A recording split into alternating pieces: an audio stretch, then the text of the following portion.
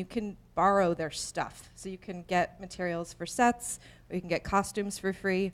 In New York City, there's Materials for the Arts, which is a bunch of donated stuff that you can go and take, and all you have to do is write thank you letters to the people that left it there. In New York City, there's also the costume collection, where you can go and borrow their costumes. So there's lots of resources like that out there that you can figure out ways to get stuff for free, or to borrow stuff, or to get stuff donated. Yeah, and just the general issue that I was, train of thought that I was going down with these last couple of questions is that, yes, fundraising is important. You need cash. You have to feed people, and there's a lot of things that you can't work around. But, a big part of fundraising is lowering your budget, lowering your financial needs, and thinking clearly about that. And it's the same as what we were talking about when we were talking about putting your script out there, and building and writing for your resources. Develop those resources. Look at these kinds of things that, that's gold to a filmmaker. Like, what? I can get a bunch of free stuff from some warehouse, and she talked about the location she shot at. Just start looking at all the resources that you can develop, communicate, develop and access, and sort of, make a little list, of all these things and how relevant they are to the project that you're working on. Maybe they're not at all, but maybe there's a place for them. And it can bring your budget down to a place where you can manageably raise the money you need to make the film. Yeah, sure. The genesis of Seed and Spark, which is crowdfunding and distribution, is a film that we made where we were 30 days before we were supposed to start shooting, and we were 30 grand short, like pretty typical indie film. And so we were shooting up in rural Maine, and we did a bunch of outreach to the community, and we just made a list, like a wedding registry, basically, of the things that we needed. And it was alcohol for a party scene, and locations, and picture cars, and coffee, and catering. And we raised $33,000 in 30 days, and then hundreds of thousands of dollars in loans and gifts and services and things like that. We had the picture cars donated. Our catering company gave us a huge discount and gave us the delivery boy to also be our grip, which was really fun.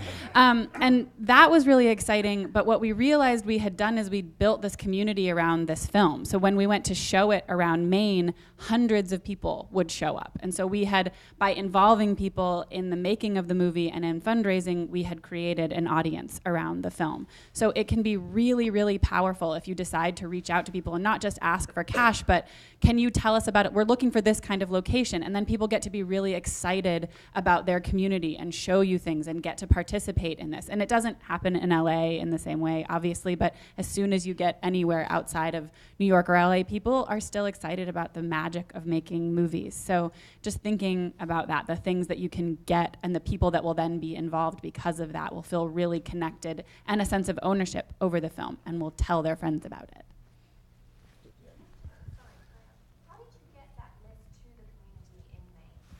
We emailed it. So we had a couple of people who we knew up there. So one of our actors was from the town. And so her father sent it to his friends and said, oh, you should talk to these people at this bakery. Here's their telephone number.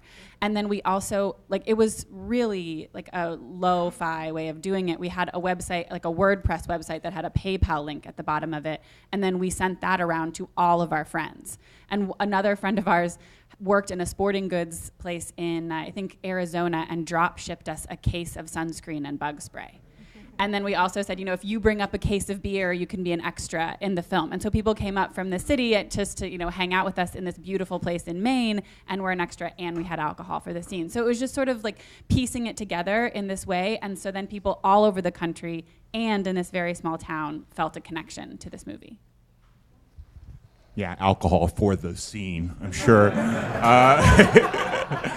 A couple things. With respect to all of these in-kind contributions, you can certainly include that as a budget item, even though it's contributed. So, if you've got $1 million worth of free stuff in a $2 million budget, it is still part of the budget when you're talking about, what the budget of your film was. That's your call, ultimately. There's sort of a tension. Some people think it's a badge of honor to say, I brought this film in for a $50,000 budget.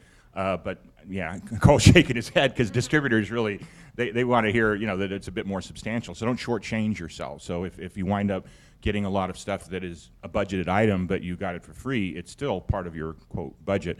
Including people's time. Yeah, exactly. Well, that's actually the next thing I was going to talk about is deferments.